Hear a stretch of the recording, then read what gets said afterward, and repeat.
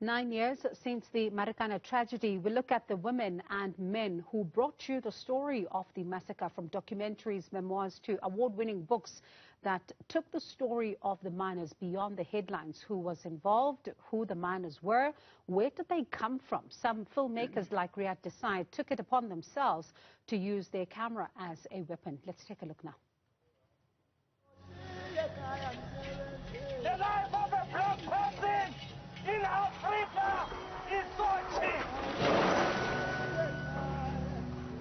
Asifuni kazenzo palana, kodwa sifuna izinkinga zenu nemifuzo yenu bayithola bana Congress.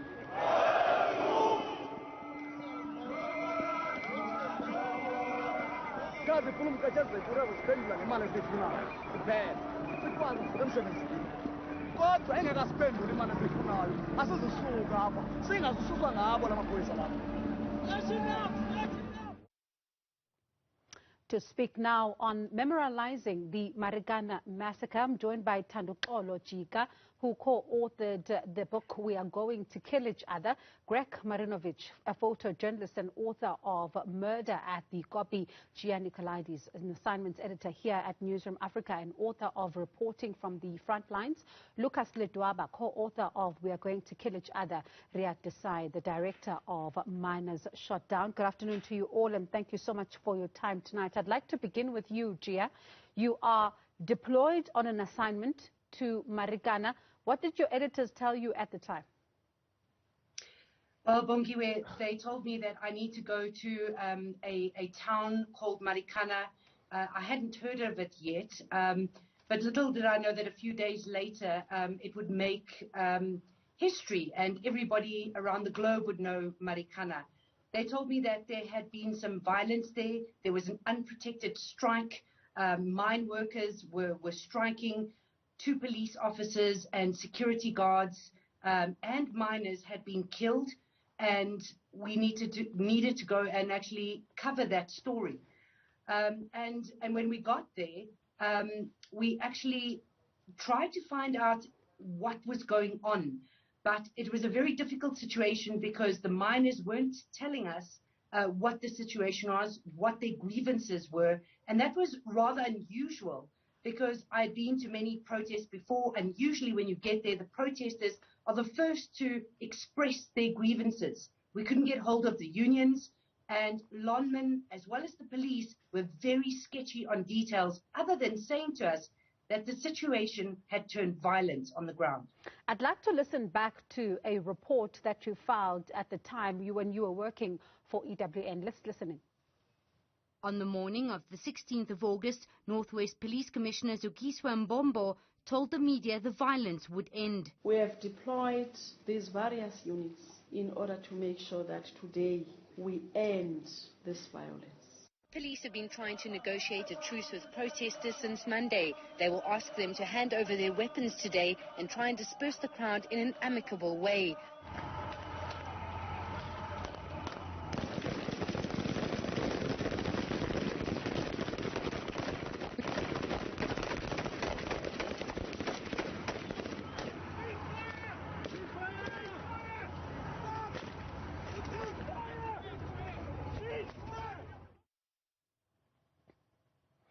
Now, Thanduxolo, when you look at what happened in Marikana and obviously the strike starting on the 9th of August, did you get a sense that things would come to a head on the 16th?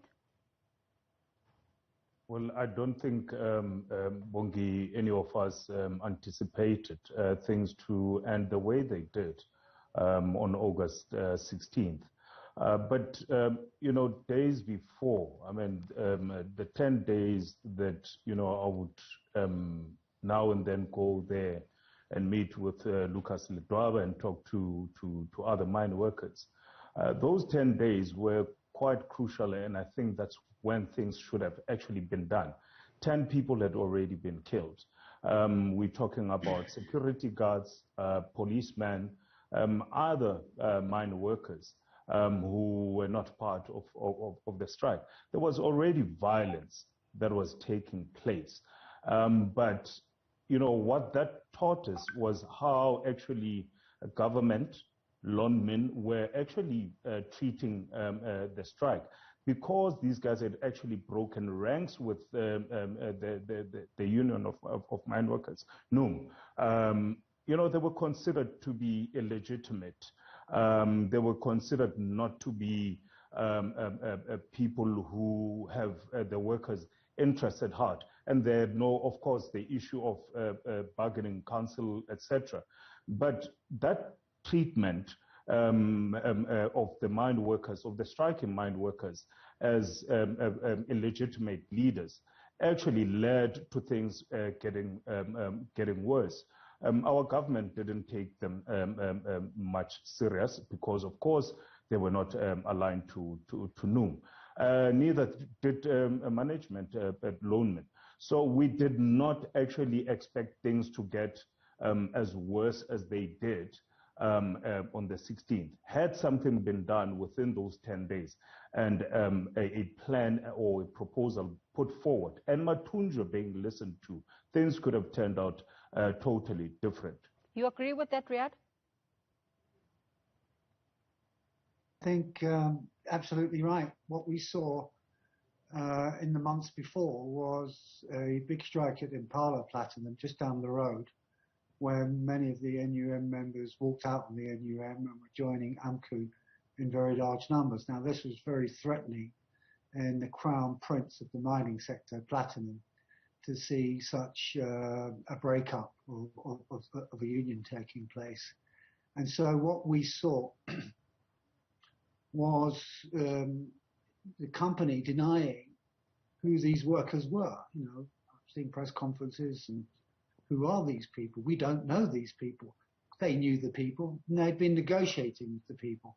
Negotiations, the demands that they were making were not acceptable to the company, and therefore they decided to turn their back on them, and that had very deadly consequences. At the same time, we saw the likes of NUM, the SACP and COSATU demonizing these workers as vigilantes, as people who were suicidal and so on and so forth, essentially laying the ground for the massive level of brutalization that was to take place. And Greg, when I spoke to the former police commissioner a little earlier on the show, she says that this was a labor dispute that police should have never gotten involved in. And yesterday, the sentiments were also shared by some panelists I was talking to, including Seri, who are still representing the families. Do you agree that this was a labor dispute and London should have taken a handle on the situation instead of sending police officers to negotiate on their behalf? That's a long answer. I sent your producer a request that you slip me in with Pierre on that talk, but she just laughed at me. But, the plan was always to involve police in this kind of unprotected strike, which they called illegal strike, which is not correct constitutionally. And it's to make sure that the status quo stays the way it is. There's a power triangle between the unions that have been completely co-opted with the ruling party, which worked very well in the early days of the fight against apartheid, but now works against the common worker. And they are hand in glove with Lonman and with big business in general, never mind Lonman, that's just one company. But it's part of where the taxes come from, part of where the board members are. Our current president was a member of the board, in fact, in charge of ensuring that mine workers were treated properly, and he was apparently entirely ignorant of what their actual salaries were. I mean, it's a debacle if you believe the ignorance of all these people, Pierre, Ramaphosa, Zuma, Susan Shabangu, who was then mining minister, Nati Mteto, who was then police minister. It's too much of a coincidence. When there's a coincidence, forget it. It was part of the planning to make sure that the unruly don't get too clever and that the poor stay where they are. They mustn't interfere with the making of money. End of story. On that note, I'd like us to go for a quick ad break. When we come back, I'll bring you, Lucas, into this conversation as you talk to us about the mine workers themselves. I know you also did some work going to their funerals and really talking to us. I need you to talk to us about where they come from, some of the personal circumstances, because Greg has alluded to this. They really come from poor backgrounds, and these are migrant laborers. But let's continue then with this conversation in just a moment. Let's continue our discussion as we bring in Lucas Ledwaba, who's the co-author of We Are Going to Kill Each Other. Lucas, I'd really like us to talk about the personal circumstances of these men. They were migrant laborers. Where did they come from? Thank you. The circumstances of the mine workers, even as we speak today in 2021, very little has changed. There might have been increases in wages here and there. But if you go back through South African history, the last 120 years or so, mining has always oiled the South African economy. But the people that work on the mines remain at the very bottom of society. They are poorly paid. Most of the time they are forced to leave their homes to go and stay in hostels. Now they no longer stay in hostels, they stay in informal settlements. One of the most disgraceful things about our country, you go to a place like Marikana, where the mineral wealth of the country is extracted every day. Millions of rand are going outside the country, but people live in appalling conditions. One of the first things that struck us when we got to Marikana to cover the strike was that on the outskirts of Nkaneng settlement, there was a lot of toilet paper strewn around under shrubs, small bushes and so on. And we later found out that was because in the informal settlement itself, there are no proper ablution facilities. There is no running water. There are no toilets.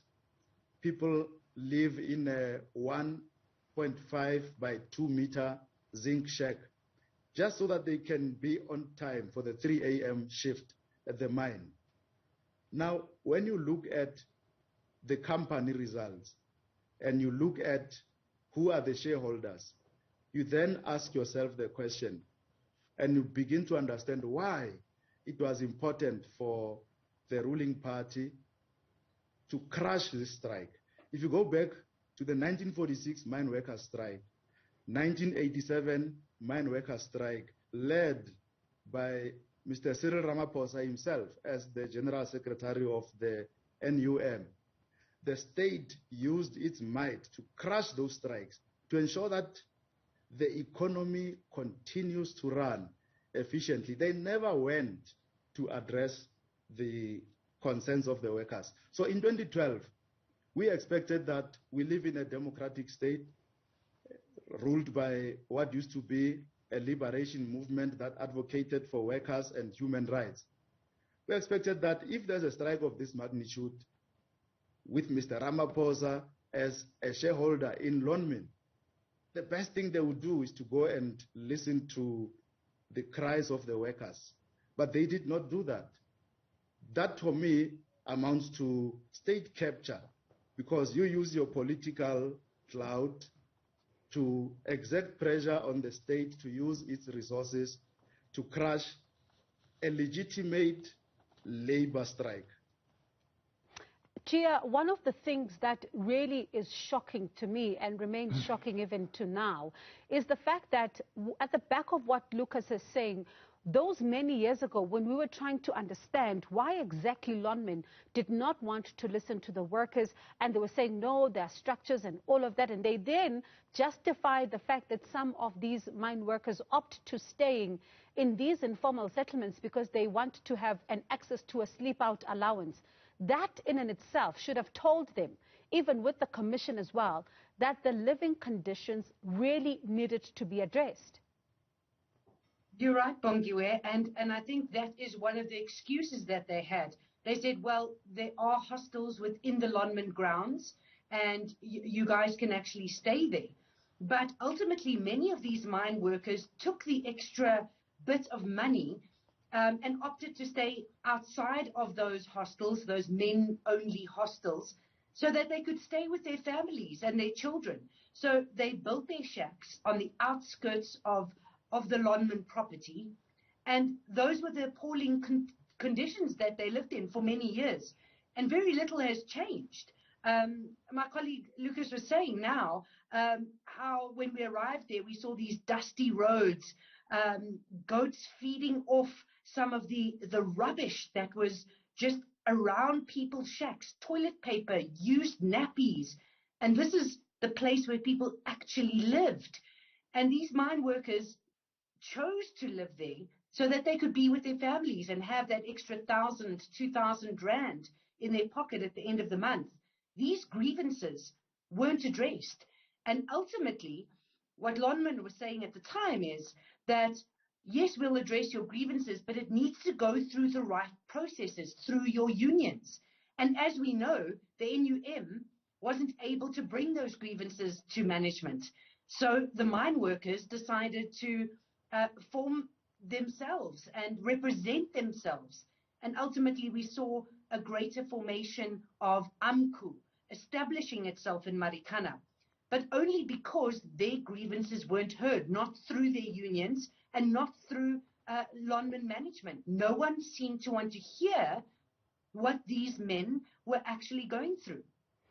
Greg, one of the things that you did was the difficult task of piecing together what happened at now scene 2, what we now know as scene 2, because what happens at scene 1 is in full view of the cameras, but when you were piecing together and when we were sitting through the evidence led in the Commission of Inquiry, you see cable ties even on some of the bodies. It tells you then that there was a lot more going on in that particular scene than what the police have told us so far. Yeah, I mean, your guest in the previous or the earlier segment, Ria Pierre, was then in charge of that whole operation as the political commissar, gave the order for a tactical operation to happen. And in her first press conference and in all subsequent police conferences, they tried to pretend there was one scene, at scene 1, that 34 miners were killed there.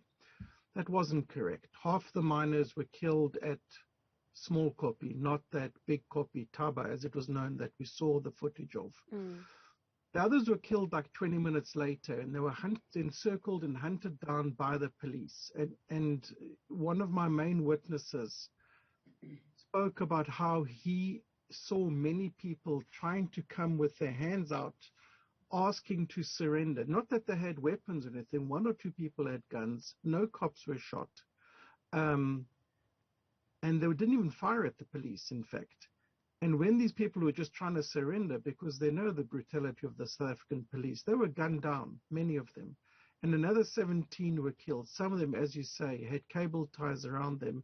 They died either fatally wounded or were killed after they had been arrested and cable tied. Ambulances weren't allowed to attend to them either. Exactly. They didn't allow the paramedics to come in and treat them, and they didn't allow the police investigators to come in and have things. And when we reported on this, the very next day, when I went back to that Small Kopi, they'd spray painted over all their evidence numbers to try and obfuscate the numbers because they were trying to cover up their tracks. This was murder.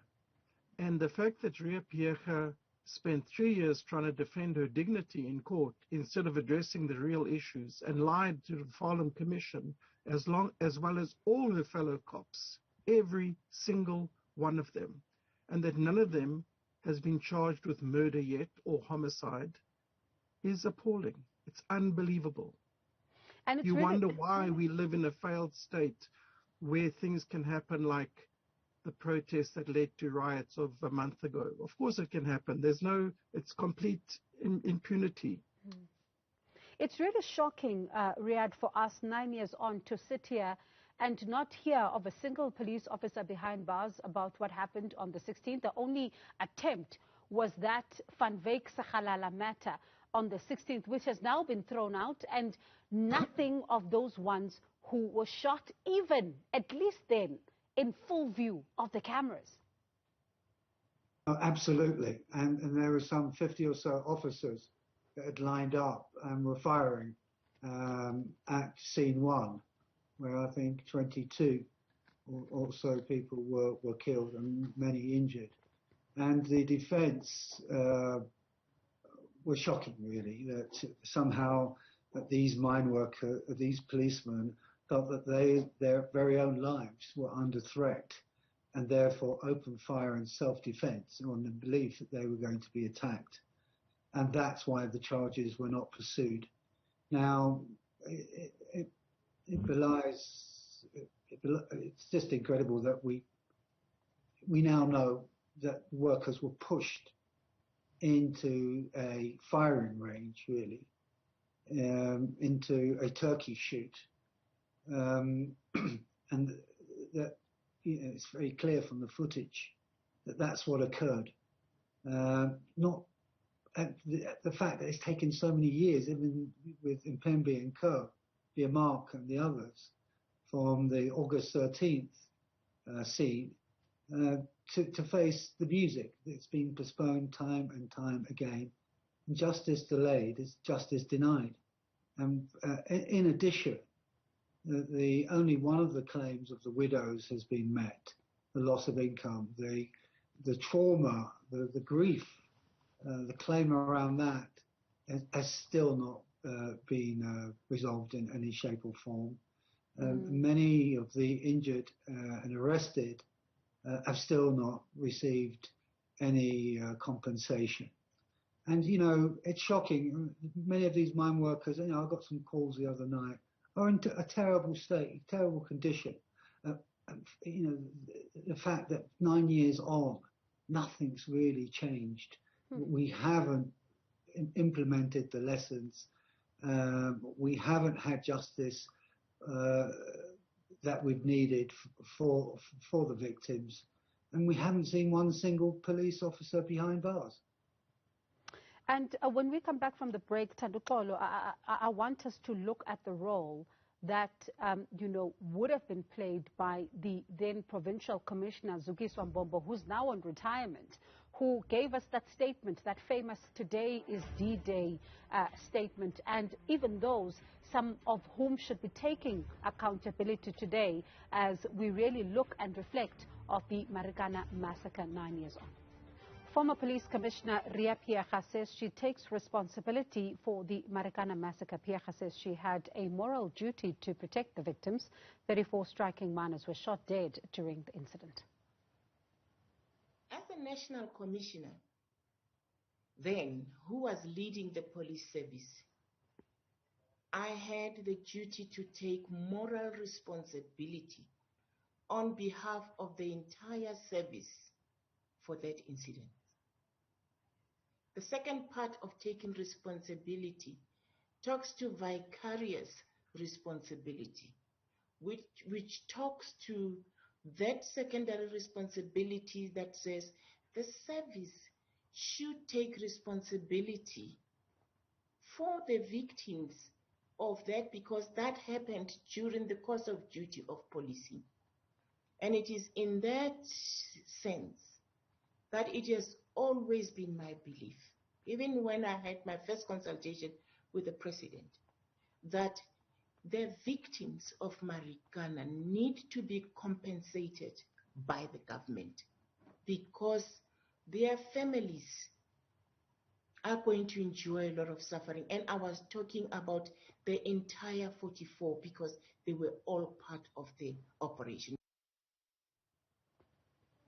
Now, Tandukolo, when you listen to that, there's quite a number of people that also come to mind when it comes to the element of responsibility. The fact that the provincial commissioner has now retired without even answering some questions, and only answering questions in the State Capture Commission of Inquiry, is also another bitter pill to swallow for the families as well. It is a very bitter pill to swallow for many families. I mean, during, you know, our visits to many of the families that lost their loved ones, husbands, sons, brothers, deep in Lusikisiki, in Umzimvubu. You found a lot of pain in people. And some families, you would find a mother who has just lost a son who was the only sole provider at home. And, they were crying that, there's nothing else left for me because I don't know what am I going to eat. I don't know what I'm going to feed my son's children. So the issue of, grandstanding and saying people must be held accountable, for me is lip service, coming from Riapiecha, really, and our government, which constantly, tries and plays down the issue of Marikana, but yet nobody is being held accountable. In the first instance, we all know that the decision to go tactical was taken at the National Management Forum, where all the divisional commissioners sit. Your provincial commissioners, then they sit with their national commission. And from what Mbombo was saying that on the day, with that media statement she was issuing, that we're ending this thing today, it was very much clear that they had decided to go on a killing spree. If you actually see, you followed the things that they did on the day. The management at Lonmin had now stopped talking to Matunjwa. Nobody was interested in talking to Matunjwa because it was clear that it was communicated that they are going to act in a tactical way with live ammunition. So it is mind-boggling that nobody is actually being held responsible when we know the decision was taken at the National Management Forum. And coupled with that, we saw the amount of trying to cover up by the police themselves, giving Falam Commission wrong police minutes, trying to cover up the decisions that they had actually taken. And by now, we of course know after that, we discovered that actually there was also a plan already, which was ignored, that they can actually move in at night and whilst mine workers are sleeping at the Kopi. It would be easy to disarm them. These are guys who have been running up and down and singing the whole day. But they didn't follow that kind of a plan. They instead decided to take the concomitant action that they were doing. Now, events that also followed after that tells you that there was never any political will to solve the situation in Marikana. It was taken as a political issue because of NUM's inability to assist workers. Few months down the line, conversations started for a new union, Workers' Association Union, WOW, which we now know evidence suggests that it was actually created by the ANC-led government through state security agency funds to counter AMCU. Now, that tells you that we are dealing with a state that does not want to hold anybody accountable for the Marikana massacre. And there was no interest in dealing with people's needs before August 16. And interestingly enough, that memory stick that has since gone missing from that crucial extraordinary session and that National Management Forum meeting, which we really still all want to know what is contained in it and what action has been taken against that officer who lost that memory stick. And I'm putting lost in inverted commas because that could shed some light to really some important discussions here. But Lucas, when you look at what happened in Marikana, if we are not able to solve the riddle of what happened in front of the cameras, how do we then expect to solve the murders that also took place, that we saw someone like Isaiah Twala, someone like Langa, who was also killed in the morning of the 13th of August, Pumzile Sokanyile, I can go on, of the people that died in the days before. How do we begin to solve that if we can't solve what happened in front of the cameras? Well, as we speak now, the families of the Craddock 4 are trying to push the NPA to investigate those matters as directed by the TRC. The findings of the Marikana Commission of Inquiry are very clear. Judge Palam says where there is criminality, there should be an investigation by law enforcement agencies and there should be prosecution. But now there's a big problem.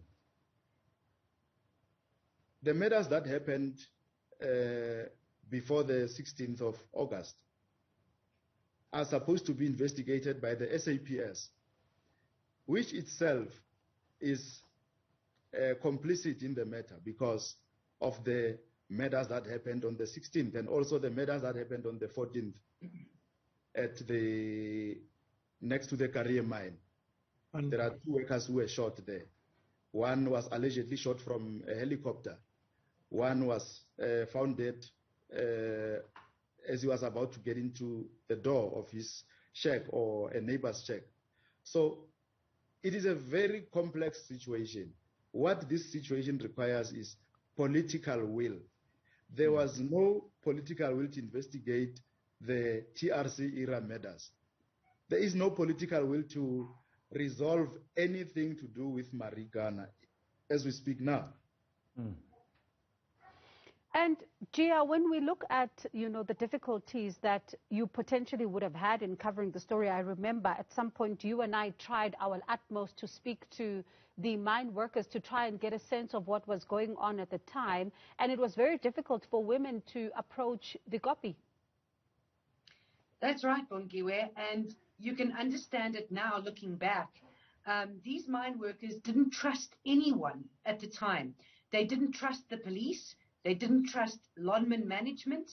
They didn't trust the journalists on the ground. And as you know, when we went there, we were trying to tell their story and interview them to find out what was happening. When we initially arrived, we didn't even know what the amount was that they were asking for. It was only in later days did we figure out that they were calling for the 12,500, which eventually even the women in Marikana were chanting. But at the time, we didn't know that. We were really trying to put the pieces of the puzzle together. And yes, they didn't want women at the Kopi. They had declared it as a sacred ground. They didn't even allow the women in Marikana to join them on the Kopi. They were taking a stand because they wanted management to address their grievances.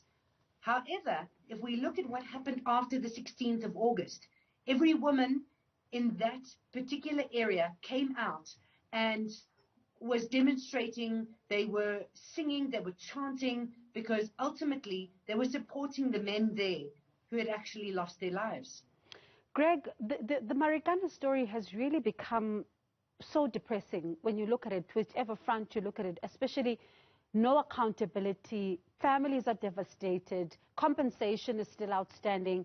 It's really becoming such a depressing story. I hope I'm not meant to counter that. It's very depressing. But I mean, in terms of justice being served, the whole time at Marikana, crime intelligence had informers and people inside the community. Crime intelligence was following the strike leaders. Bele Dunga, who was eventually assassinated, who was one of my informants throughout this thing, kept being followed by a crime intelligence person whose name I have continually, and 3 attempts were made in his life. The 3rd time was successful. He was arrested by police and tortured. In fact, one of the picture on, not this, but on the American version has him displaying how he was tortured by crime intelligence with a plastic bag over his head and beaten. Steve was killed by either NUM or crime intelligence or both. So the police have the ability to do the detective work that would lead to charges being laid. I can't say convictions, but charges being laid against people that they can reasonably think were guilty of murder, including the people who killed the 2 police officers on the Monday preceding the Thursday of the Marikana Massacre. Now, the reason they don't do this is that if they show that they had informers amongst the miners, they would then be able to show that the miners were not culpable of the other murders, and they'd have to follow through on charging everyone. So there will not be justice. This is a real problem. That's what's really depressing, is that the political strategy of the people at the top, this isn't police work. This is thuggery. The police are just the sharp end of the thugs' armory in this case. And it's all about money and power. And I hate to say it, but we can be here 19 years after the massacre and we're going to have the same discussion. Riyadh, on that note, how did you manage to tell the story and still separate yourself from it? Well, firstly, let me just respond very briefly to Greg. Yeah, sure. I think the truth always comes out in the end. It may still take many years, but it will come out. And it will come out if we continue to commemorate it and remind ourselves of actually what happened over those fateful days. We know now what happened. There is a good record. There is a good counter narrative to the official narrative, which I think many people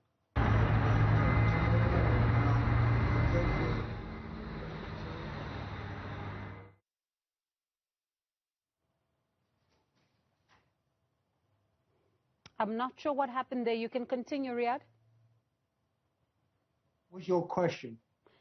Just how did you manage to tell the story and also separate yourself from it? Because that can be difficult, especially for someone like you who had to comb through so much evidence.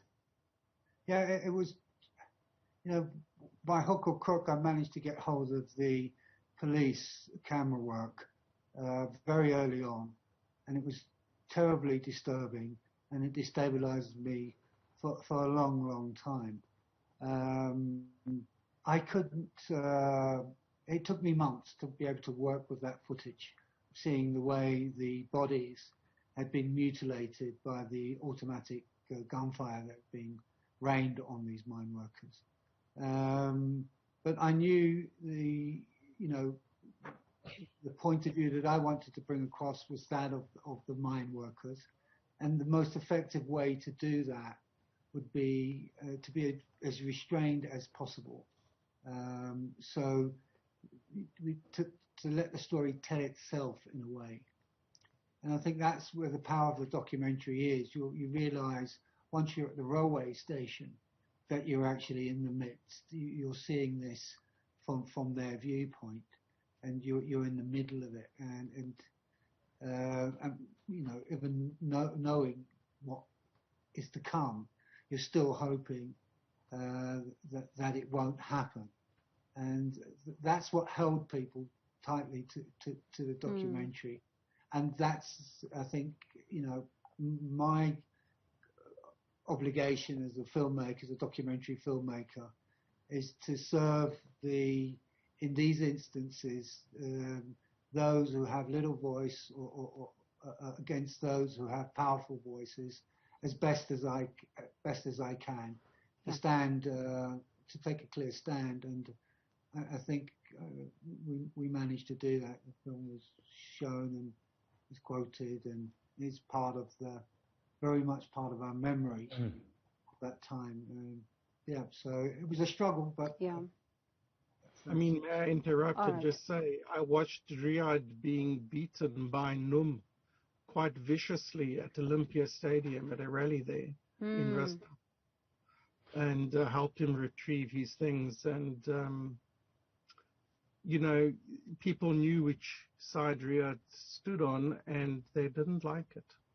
All right, thank you so much to you all for your time. I wish we had a lot more time to really talk about the story, but I do appreciate your time this afternoon. That was Thanduxolo Jika. He's the co-author of We're Going to Kill Each Other, and Greg Marinovich, a photojournalist and author of Murder at the Kopi. Gia Nicolaides, our assignments editor here at Newzroom Afrika, who also authored Reporting from the Front Lines. Lucas Ledwaba, co-author of We're Going to Kill Each Other, as well as Riyad Desai, director of Miners Shut Down.